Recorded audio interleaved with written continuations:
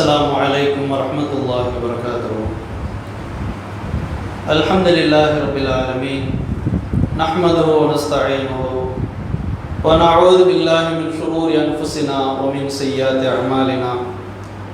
من يهده الله فلا مضل له ومن يضلل فلا هادي له، وأشهد أن لا إله إلا الله وحده لا شريك له، وأشهد أن محمدا عبده ورسوله.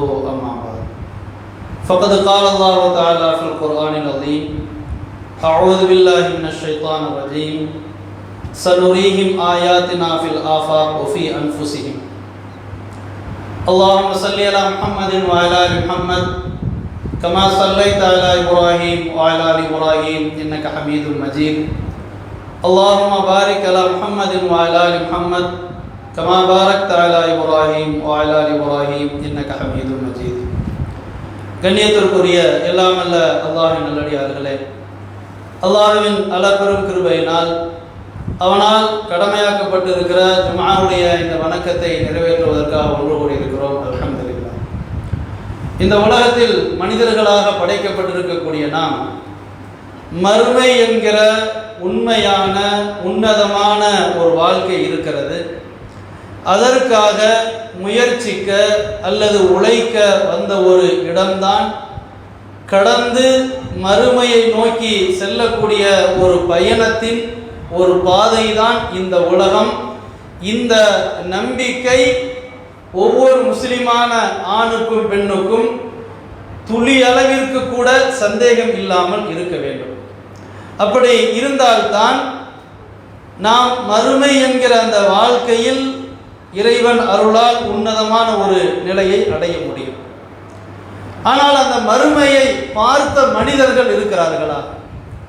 நாம் ஏற்றுக்கொண்டிருக்கக்கூடிய நம்பிக்கைகள் மிக முக்கியமானவை. அல்லாஹ்வை நம்புவதாக இருந்தாலும், மறுமையை நம்புவதாக இருந்தாலும், மலக்குமார்களை நம்புவதாக இருந்தாலும், சொர்க்கம் நரகம் என்று சொல்லப்படுகிற மறுமை குறித்த அந்த நம்பிக்கையாக இருந்தாலும், இப்படி எதுவெல்லாம் நம்பிக்கை சார்ந்த விஷயங்களாக இருக்கிறதோ அவைகளை பார்த்தவர்கள் இருக்கிறார்களா என்றால் இல்லை.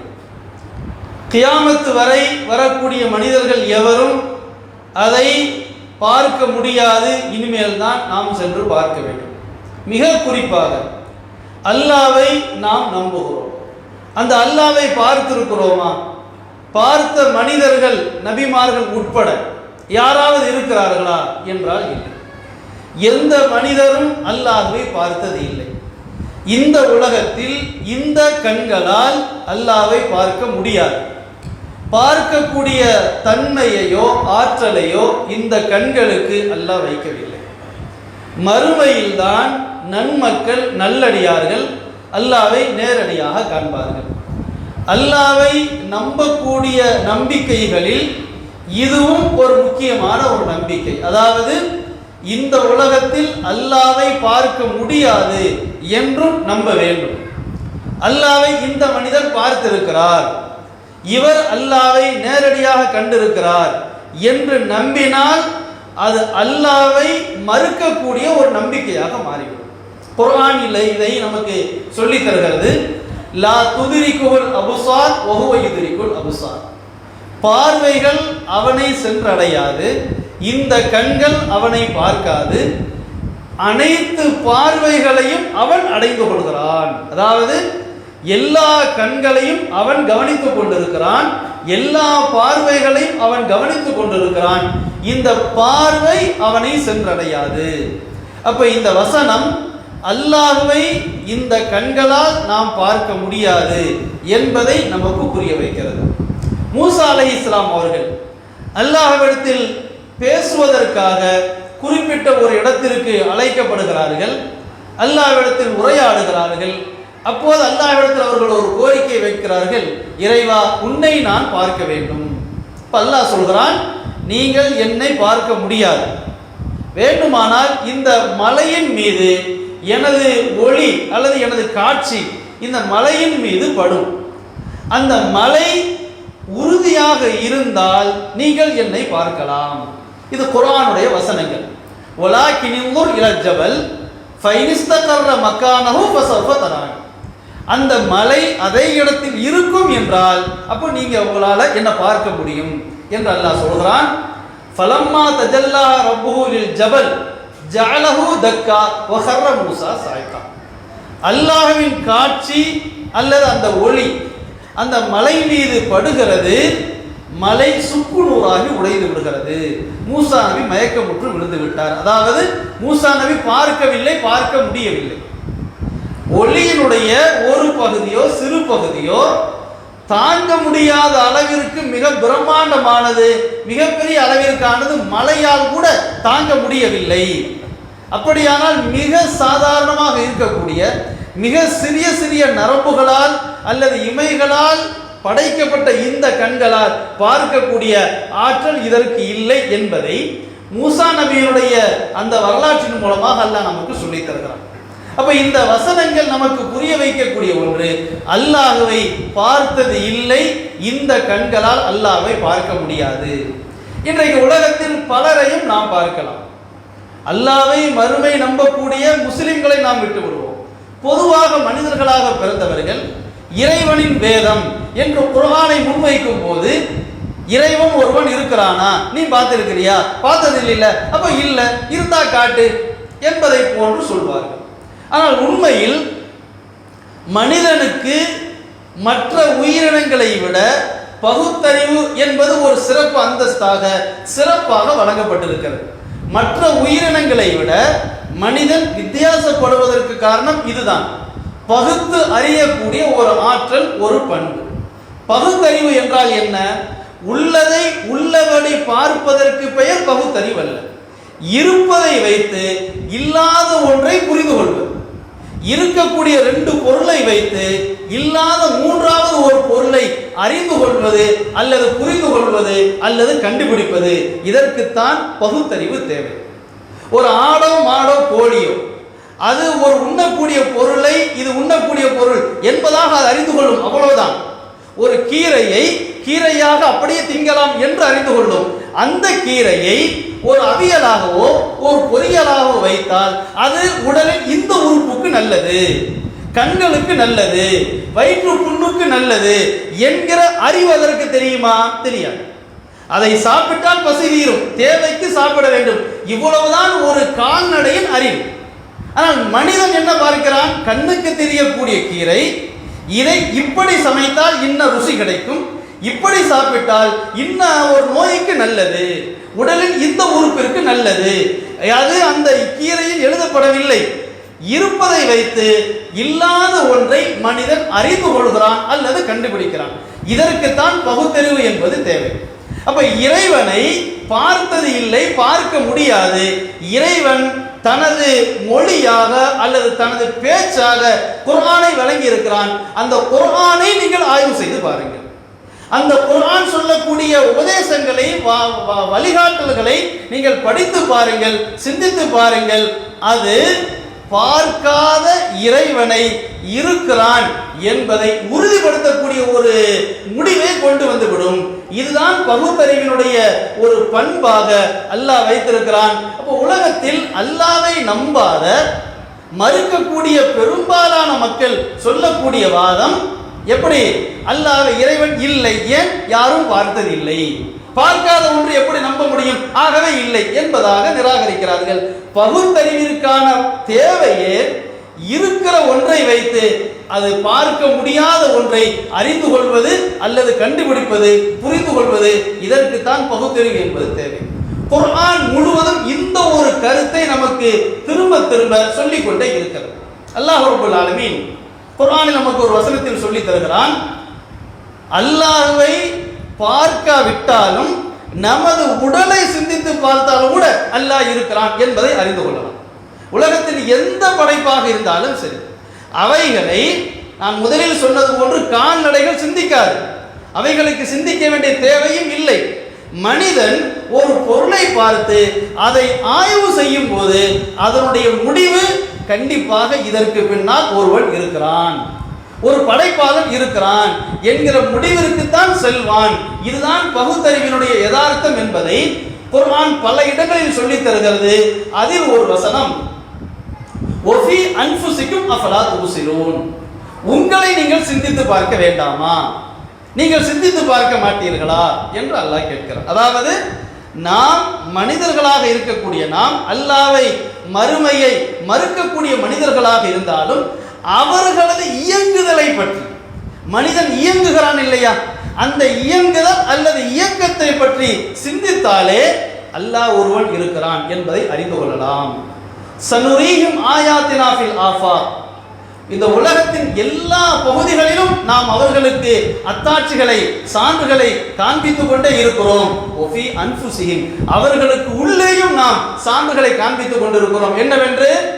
அன்னஹு, இறைவன் தான் உண்மையானவன், அல்லாஹ்தான் ஒரே ஒருவன் என்பதற்கான சான்றுகளை நாம் உலகத்தின் எல்லா பகுதிகளிலும் அவர்களுக்கு காண்பித்துக் கொண்டிருக்கிறோம். மனிதர்களுக்கு உள்ளேயும் காண்பித்துக் கொண்டிருக்கிறோம்.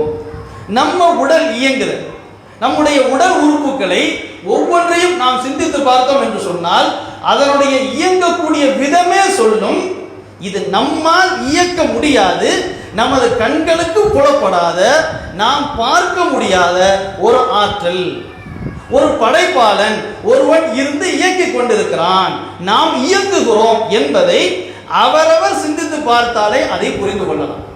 நபி ஸல்லல்லாஹு அலைஹி வஸல்லம் அவர்கள் காலத்தில் குர்ஆன் அருளப்படும் போது அன்றைக்கு வாழ்ந்த அரேபியர்கள் அல்லது குறைஷி அந்த மக்கா பகுதியில் இருந்த மக்கள் குர்ஆனை கேட்ட மாத்திரத்தில் இது இறை வேதம் என்பதாக புரிந்து கொண்டார்கள்.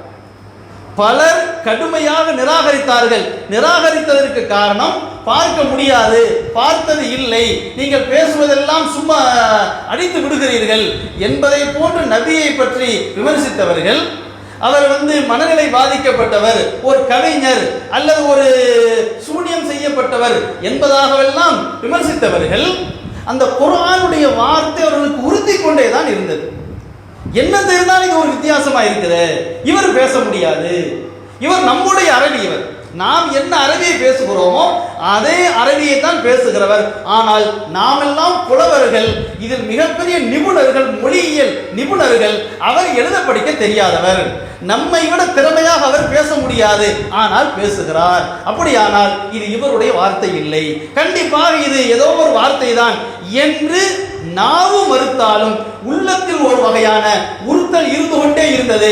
அன்றைக்கு இருக்கிற அதே குர்ஆன் இன்றைக்கும் இருக்கிறது, இன்றைக்கும் குர்ஆன் பேசுகிறது.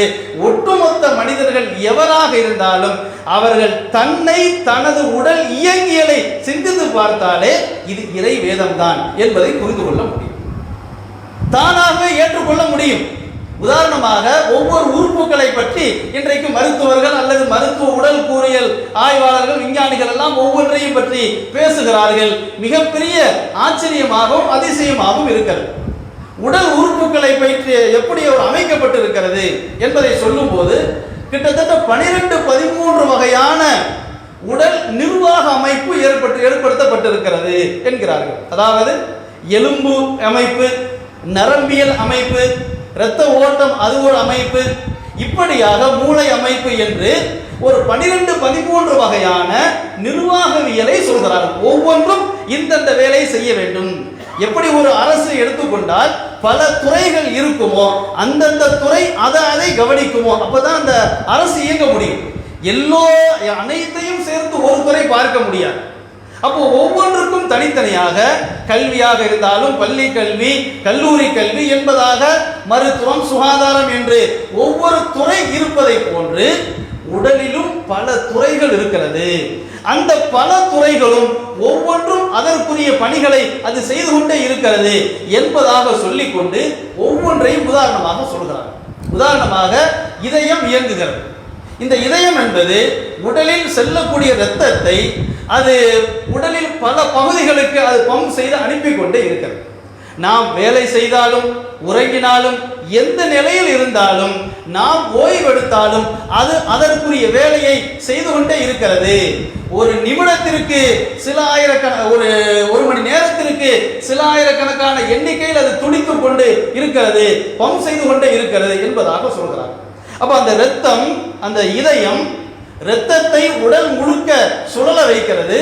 அதிலும் நல்ல இரத்தம், கெட்ட இரத்தம், அதாவது ஏற்கனவே சுத்தமான இரத்தம் தேவையான உடல் உறுப்புகளுக்கு செல்ல வேண்டும். சென்ற அந்த இரத்தம் அழுக்கு பிடித்த அல்லது கழிவாக இருக்கக்கூடிய அந்த இரத்தத்தை அது வாங்கி மீண்டும் சுத்தப்படுத்தக்கூடிய அந்த துறைக்கு அனுப்ப வேண்டும். இப்படி பல்வேறு வகையான வேலைகளை அது செய்யக்கூடிய அந்த பம்பின் மூலமாக அந்த பணி நடந்து கொண்டிருக்கிறது. நுரையீரல் அது செய்யக்கூடிய வேலை, நாம் சுவாசிக்கக்கூடிய அந்த காற்று இருக்குது இல்லையா, நல்ல காற்றை உள்ளே இழுத்து கொண்டு போய் ஒவ்வொரு செல்லுக்கும் கொடுத்து நமது உடலை இயங்க வைத்துக் கொண்டே இருக்கிறது. உள்ளே இருக்கக்கூடிய தீய சுவாசத்தை, கெட்ட சுவாசத்தை அது வெளியே கொண்டு வருகிறது. இதையெல்லாம் நாம் யோசித்து பார்க்கிறோமா? நாம் என்ன செய்து கொண்டிருந்தாலும் சரி, சுவாசம் என்பது போய் கொண்டு வந்து கொண்டு இருந்து கொண்டே இருக்கிறது, அந்த இயக்கம் நடந்து கொண்டே இருக்கிறது. அந்த நுரையீரலை ஆய்வு செய்து சொல்கிறார்கள், உள்ளே சின்ன சின்ன பொடி பொடி செல்களாக நிறைய இருக்கிறது. நம்ம பஞ்சு இருக்குது இல்லையா, சுத்தம் பண்ற மாதிரி பஞ்சு, ஃபில்டர், அந்த மாதிரியான ஒரு பொருள் கோடிக்கணக்கில் இருக்கிறது என்கிறார். எப்படி ஒரு மரக்கிளையில அப்படி கொத்து கொத்தா பழங்கள் இருக்குமோ அது போன்று நுரையீரலுக்கு உள்ளே இருக்கக்கூடிய ஒவ்வொரு பொருளும் மரக்கிளைகளை போல பிரிந்திருந்து பல கோடிக்கணக்கான சுத்தம் செய்யக்கூடிய செல்கள் அல்லது சாதனங்கள் அங்கே அமைக்கப்பட்டிருக்கிறது. அது தேவையான நேரத்தில் உள்ளிழுத்து வெளியே தள்ளுகிறது. உள்ளே இழுக்கும் போது நல்ல காற்று வருகிறது, வெளியே தள்ளும் போது தீய சுவாசம் வெளியே செல்கிறது. இப்படியாக சொல்கிறார். அப்ப நுரையீரலுக்கு என்று ஒரு வேலை, இதயத்திற்கு ஒன்று ஒரு வேலை. அதே போல கிட்னி, அது உடலில் இருக்கக்கூடிய இரத்தத்தை, அசுத்தமான இரத்தத்தை கிட்னி வாங்கி கொண்டு அதை சுத்தம் பண்ணி மீண்டும் இதயம் இருக்கக்கூடிய பகுதிக்கு அனுப்புகிறது. அது பம்ப் செய்து உடலுக்கு அனுப்புகிறது. ஒரு கிட்னி முடிந்து விட்டால், அது செயலிழந்து விட்டால் இன்னொரு கிட்னி தானாக செயல்பட ஆரம்பிக்கிறது. அப்ப நாம் என்னைக்கு அது நமக்கு செயல் இழந்தது என்று கூட மனிதன் சிந்திப்பது கிடையாது. அல்லாஹ் அந்த அளவிற்கு ஒரு அற்புதமான ஒரு ஏற்பாட்டை வைத்திருக்கிறான். ஒவ்வொன்றையும் மேலோட்டமாக நாம் பார்க்கும் போதே பெரிய ஆச்சரியம் என்றால், ஒவ்வொன்றையும் மிக கவனமாக சிந்தித்து பார்த்தால் உலகம் முழுவதும் பல்கலைக்கழகங்களாக இருக்கிறது. எது? மனித உடலியல், மனிதனுடைய உடல் கூறு எப்படி செயல்படுகிறது, எப்படி இயங்குகிறது என்பதை பல்கலைக்கழகங்களில் மிகப்பெரிய ஆய்வுகள் செய்து கொண்டு பாடங்களை நடத்தி கொண்டு இருக்கிறார்கள். காலம் செல்ல செல்ல ஒவ்வொரு வகையான கண்டுபிடிப்புகள் வந்து கொண்டே இருக்கிறது. அப்ப மனிதன் பல ஆயிரம் ஆண்டுகளாக ஒரு மனிதன் தான். ஆனால் காலம் செல்ல செல்ல புதிய புதிய கண்டுபிடிப்புகள் இந்த மனித உடலை வைத்தே வருகிறது என்றால், அப்ப காலம் செல்ல செல்ல ஆச்சரியங்கள் வெளிப்பட்டு கொண்டே இருக்கிறது. மனிதன் ஒருவன் தான், வடிவம் மாறுவதில்லை. 2 கண் இருக்கிற மனுஷன் திடீர்னு ஒரு 100 வருஷம் கழிச்சு 10 கண்ணோட பிறக்கிறது இல்லை. மூக்குல 2 துவாரம் இருக்கிறது, ஒரு 50 வருஷம் கழிச்சு 7 துவாரத்தோடு பிறப்பதில்லை மூக்குல. ஆனால் ஒரே மனிதன் தான், ஒரே அமைப்பு தான். 1000 ஆண்டுகளுக்கு முன்பு இல்லாத கண்டுபிடிப்பு இன்றைக்கு இருக்கிறது. இன்றைக்கு இல்லாத கண்டுபிடிப்பு ஒரு 5 வருடங்களுக்கு பிறகு மாறுகிறது. மருத்துவ முறைகளை பார்க்கிறோமா இல்லையா?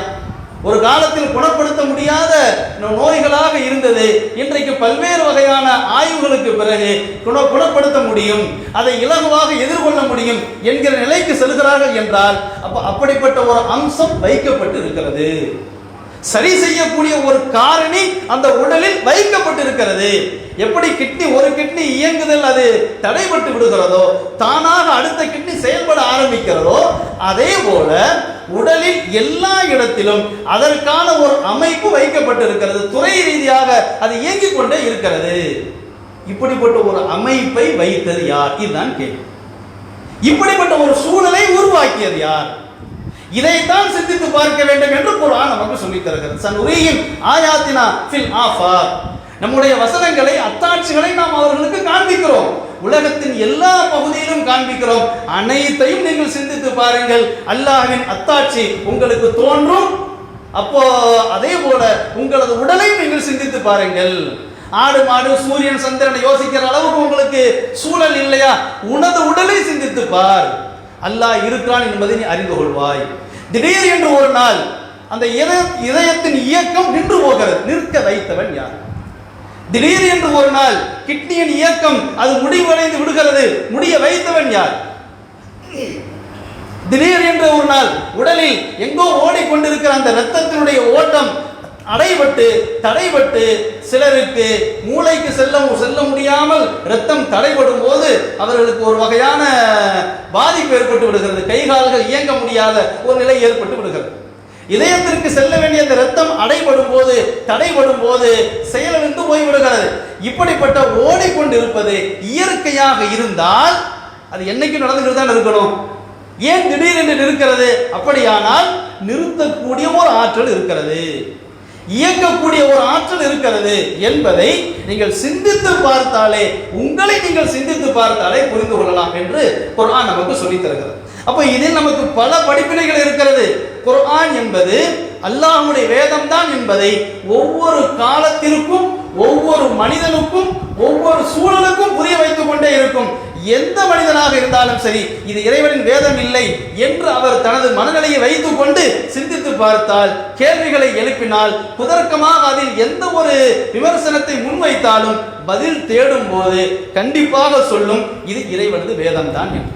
அதான் சொன்னேன், 1000 ஆண்டுகளுக்கு முன்பு வாழ்ந்தவர்கள் அவர்களது உள்ளத்தில் இருந்தது. உமர் ரலியல்லாஹு அன்ஹு ஒரு வசனத்தை காதில் கேட்கிறார்கள், அவர்களது உள்ளத்தில் ஒரு வகையான மாற்றம் ஏற்படுகிறது.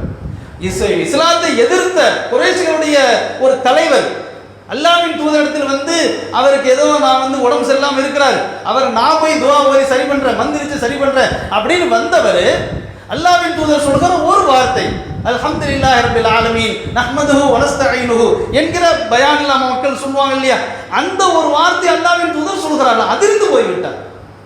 அவர் தலைவராக இருக்கிறார், குறைஷிகள்கிட்ட வந்து சொல்றாரு, அவருடைய வார்த்தையில் என்னமோ ஒன்று இருக்கிறது, என்னால் அதை ஒன்றும் சொல்ல முடியல என்னால, அதாவது அவருடைய வார்த்தை இல்ல, படைத்தவனின் வார்த்தை என்று சொல்ல வாய் வரல, என்னமோ ஒன்று பண்ணுது, நம்மளால் அதை புரிந்து கொள்ள முடியவில்லை என்று தனது தோல்வியை ஒப்புக்கொள்கிறார். அப்ப யாரு மந்திரிச்சு நபியை திருத்த போனாரோ அவர் அந்த குறைஷிகளிடத்தில் சொல்கிறார், என்னால் ஒன்றும் பண்ண முடியல. அப்ப அன்றைக்கு வாழ்ந்தவர்களும் அது இறைவேதம் என்பதை அவர்களையும் அறியாமல் அவர்கள் ஏற்றுக்கொள்ள வேண்டிய ஒரு நிலை இருந்தது. இன்றைக்கு வாழக்கூடிய நவீன காலத்தில் வாழக்கூடிய மனிதனாக இருந்தாலும் இவனுடைய பல்கலைக்கழகங்கள், இந்த மனிதனுடைய ஆய்வகங்கள், இந்த மனிதனுடைய கண்டுபிடிப்புகள் சொல்கிறது, நீ எதை கண்டுதான் பிடித்திருக்கிறாய், மனிதன் எதையும் படைக்க முடியாது. மனிதர்கள் எந்த ஒரு உயர்ந்த நிலைக்கு சென்றாலும் எதையும் படைக்க முடியாது. விஞ்ஞானத்தில் அல்லது அறிவியலில் முதன்மையான முக்கியமான ஒரு அறிவியல் என்னவென்றால், இல்லாததை கொண்டு வர முடியாது, இருப்பதை இல்லாமல் ஆக்க முடியாது. எந்த ஒரு பொருளையும் இல்லாத ஒரு பொருளை கொண்டு வர முடியாது, இருக்கிறதை இல்லாமல் ஆக்க முடியாது. இது அல்லாஹ்வின் ஆற்றல். இல்லாத ஒன்றை படைக்கிறவன் அல்லாஹ், இருப்பதை இல்லாமல் செய்பவனும் அல்லாஹ். மனிதனால் படைக்க முடியாது, கண்ணுக்கு தெரியாத ஒன்றை கண்டுபிடிக்கலாம்.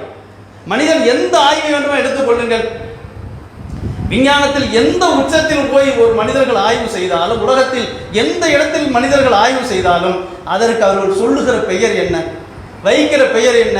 படைத்து விட்டார் என்று சொல்கிறார்களா? இல்லை, இருப்பதை கண்டுபிடித்து விட்டார். அப்ப இருக்குது, அது இருக்குது, கண்களுக்கு தெரியவில்லை, சாதனங்கள் இல்லை, காலத்தான் புரிந்து கொள்ள முடியவில்லை. இன்றைக்கு சாதனங்கள் வந்து விட்டது, கருவிகள் இருக்கிறது, கண்டுபிடித்து விட்டோம், இவ்வளவுதான். அப்ப இருப்பதை கண்டுபிடித்திருக்கிறார்கள். அதே போலத்தான் மனிதன் உடலில் அல்லாஹ் ஒரு அமைப்பை வைத்திருக்கிறான். அந்த அமைப்பை கண்டுபிடித்து விட்டு இன்றைக்கு நூல்களாக பல்கலைக்கழகங்களாக நிறைய சொல்லிக் கொண்டே இருக்கிறார்கள். ஆய்வுகள் முடியாமல் ஓடிக்கொண்டே இருக்கிறது. அப்படியானால் ஆய்வு செய்யக்கூடிய அளவிற்கான ஒரு கட்டமைப்பு இருக்கிறது, ஒரு சூழல் இருக்கிறது. ஒன்றும் இல்லைங்க, இரவு நேரம் வந்துட்டா தானா தூக்கம் வந்துடுது. உயிரினங்கள் அனைத்தையும் பாருங்க, வீட்டில் வளர்க்கக்கூடிய ஆடு மாடு கோழியிலிருந்து எல்லாத்தையும் பாருங்களேன், அந்த மாலை நேரம் வந்து விட்டால் வெளியே மேயற போய் வீட்டுக்குள்ள வந்துடும், ஆடுகள் வீட்டுக்குள்ள வந்துடும். அதிகாலை நேரம் ஆயிட்டா நாம கொஞ்சம் கண்ணை சொன்னாலும் வீட்டில் உள்ள கோழி நம்மளை சத்தம் போட்டு கிளப்பி விட்டுரும். ஏன்? இரவு நேரம் என்பது உறங்கக்கூடிய நேரம், அது இயற்கையாக வைத்திருக்கிறது. இன்றைக்கு மருத்துவர்கள் அல்லது விஞ்ஞானிகள் சொல்கிறார்கள், உடலில் மூளையில் ஒரு வகையான சுரப்புகிறது, அது சுரந்து விட்டால் தூங்கணும், தூங்காம நம்ம இருந்துட்டோம் அப்படின்னா அது மிகப்பெரிய கேடு, உடல் நல கேடாக மாறிடும், நோயாக மாறிடும், சில நேரத்தில் கேன்சர் வர்றது கூட இது ஒரு காரணமாக இருக்குது என்பதாகவெல்லாம் சொல்கிறார். அப்ப நாம் புரிந்து கொள்வதற்கு காரணம் என்ன? அந்த சுரப்பி இந்த நேரத்தில் சுரக்க வேண்டும் என்கிற ஒரு அமைப்பு இருக்கிறது. வைத்தவன் யார்? இப்படி எல்லா வகையிலும் உடலில் இருக்கக்கூடிய எல்லா அமைப்புகளையும் நாம் சிந்தித்து பார்த்தோம் என்று சொன்னால் பேராச்சரியம், மிகப்பெரிய ஒரு ஆச்சரியத்தை நாம் உணரலாம். அந்த ஒவ்வொரு அமைப்பிற்கு பின்னாலும் அன்னஹுல் வாஹித், அல்லாஹ் ஒரே ஒருவன் தான் இருக்கிறான். இலாஹுக்கும் இலாஹும் வாஹித், உங்கள் இறைவனான ஒரே இறைவன் அல்லாஹ் தான் என்பதை நாம் புரிந்து கொள்ளலாம். அப்போ பார்க்கப்படவில்லை, இந்த உலகத்தில் பார்க்க முடியாது. ஆனால் அல்லாஹ்வுடைய வேதத்தை, அல்லாஹ்வுடைய பேச்சை, அல்லாஹ்வின் உரையாடலை மனிதர்கள் கையில் அல்லாஹ் வழங்கி இருக்கிறான். அல்லாஹ்வை மறுக்கக்கூடிய எவராக இருந்தாலும் அதை படித்து சிந்தித்து பார்க்கும் போது கண்டிப்பாக இது இறை வேதம் தான். இறை வேதம் என்பதை ஏற்றுக்கொண்டால் அல்லாஹ்வை ஏற்றுக்கொண்டார்கள்.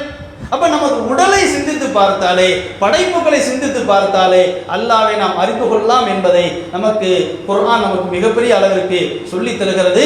நாம் புரிந்து கொள்ள வேண்டிய ஒரு அடிப்படையான ஒரு பாடம் என்னவென்றால், அல்லாஹ் மிகப்பெரிய ஒரு அருளாக நமது உடல் அமைப்பை இயங்குதலை வைத்திருக்கிறார்.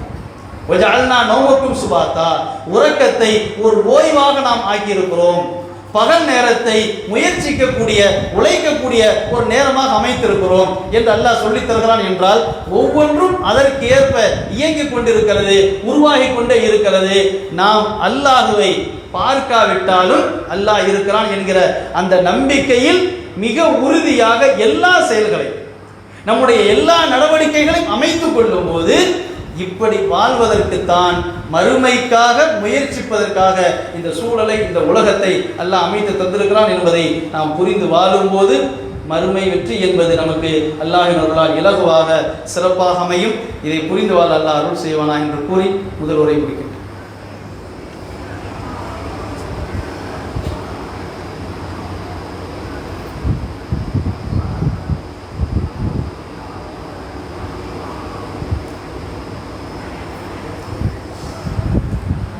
அல்ஹம்துலில்லாஹி ரப்பில் ஆலமீன், வஸ்ஸலாத்து வஸ்ஸலாமு அலா ரசூலில்லாஹி ஸல்லல்லாஹு அலைஹி வஸல்லம். அன்பிற்குரிய அல்லாஹ்வின் நல்லடியார்களே, நாம் நன்மைகளை நிறைய செய்து கொள்ள வேண்டும், நன்மைகளை நிறைய பெற்றுக்கொள்ள வேண்டும் என்பதற்காக அல்லாஹ் வழங்கி இருக்கக்கூடிய பல வாய்ப்புகளில் மிக முக்கியமானது இந்த ஜும்மாவுடைய வணக்கம். இந்த ஜும்மாவிற்கு நாம் வந்து இன்ஷா அல்லாஹ் அடுத்த ஜும்மாவிற்கு வரக்கூடிய ஒரு வாய்ப்பை நாம் பெறுகிறோம் என்றால், கிட்டத்தட்ட 10 நாட்களில் ஏற்பட்ட சிறிய பாவங்களுக்கு இந்த வருகை ஒரு பரிகாரமாகி விடுகிறது. அதாவது நாம் வந்ததினாலேயே சின்ன பாவங்கள் மன்னிக்கப்படுவதற்கு இந்த வருகை காரணமாக அமைந்து விடுகிறது. அதே போல் அல்லாஹ்வின் தூதர் சொல்லித் தருகிறார்கள், முதல் நேரத்தில் வந்தவர், பள்ளிவாசலுக்கு வந்தவர் ஒரு ஒட்டகத்தை தர்மமாக வழங்கினால் என்ன நன்மையோ அவ்வளவு பெரிய நன்மை பெறுகிறார். இரண்டாம் நேரத்தில் வருகிறவர் ஒரு மாட்டை தர்மமாக வழங்கினால் எவ்வளவு பெரிய நன்மையோ அதை பெறுகிறார். இப்படியாக மூன்றாம் நேரத்தில் வருகிறவர் ஒரு ஆட்டை தர்மம் செய்தவர், நான்காம் நேரத்தில் வருகிறவர் ஒரு கோழியை தர்மம் செய்தவர், ஐந்தாவது நேரத்தில் வருகிறவர் ஒரு முட்டையை தர்மம் செய்தவர் என்பதை போன்று அல்லாஹ்வின் தூதர் சொல்லித் தருகிறார். அப்ப இப்படி 5 தரமாக பிரித்து வைக்கிறாங்களா இல்லையா? இது எது வரைக்கும்? இப்படிப்பட்ட ஒரு நன்மை என்பது இமாம் மிம்பரில் அமர்ந்து பாங்கு சொல்லப்படுகிற வரை. அதே போன்று இன்னொரு ஹதீஸில் சொல்லித் தருகிறார்கள், மலக்குமார்கள் நுழைவாசல் நின்று கொண்டு இன்னார் வந்து விட்டார் என்று ஒவ்வொருடைய பெயராக பதிவு செய்கிறார்கள். இமாம் மெம்பரில் அமர்ந்து பாங்கு சொல்லப்படுகிற வரை இந்த பதிவு நடக்கிறது. பாங்கு சொல்லப்பட்டு விட்டால் அந்த சபையில் அமர்ந்து பயானை காதாழ்த்து கேட்கிறார்கள். நாம் சற்று யோசித்து பார்க்க வேண்டும். ஜும்மாவிற்கு வரக்கூடிய நாம் மிக விரைவாக ஒட்டகத்தினுடைய நன்மையோ அல்லது மாட்டின் நன்மையோ பெறக்கூடிய வகையில் வர வேண்டும். மிக மிக குறைந்தபட்சமாக நமது பெயர் இருக்கக்கூடிய வகையில் வர வேண்டும். நம்முடைய பெயர் அந்த பட்டியலில் இல்லை என்று சொன்னால், நான் 10 வருஷமா அந்த ஜும்மா தொழுகைக்கு போனேன், என் பெயரை காணுமே என்று நாளை மறுமையில் நாம் போய் கேட்கும் போது நம்மை யார் வந்து காப்பாற்றுவார்கள்? நாம் கடையையோ குடும்பத்தையோ பிள்ளைகளையோ உறவினர்களையோ காரணமாக இன்றைக்கு நாம் நினைத்து கொண்டாலும் கூட அதனால தான் லேட்டு, இதனால தான் லேட்டு என்று சொல்லி கொண்டாலும் நாளை மறுமையில் சம்பந்தப்பட்டவர்கள் வந்து என்னால தான் என் வீட்டுக்காரர் தாமதமாக போனாரு, என்னால தான் எங்கள் வாப்பு தாமதமாக போனாரு என்பதாக அவர்கள் நமக்காக வந்து அல்லாஹ்விடத்தில் பரிந்து பேசுவார்களா என்றால் இல்லை. அப்ப நமக்கான நன்மையின் இழப்பு நமக்குத்தான். ஆகவே நன்மைகளை ஜும்மாவில் மிக முழுமையாக பெறக்கூடிய வகையிலே நமது வருகை அமைய வேண்டும். அந்த பெயர் தொகுப்பில் நமது பெயர் கண்டிப்பாக இருக்கக்கூடிய வகையில் நாம் வர வேண்டும். அல்லாஹ் ரப்பல் ஆலமீன் நன்மையான விஷயங்களில் முந்தி செய்வதற்கு அருள் செய்வானாக. வாஹிரு தாவானா அல்ஹம்துலில்லாஹ்.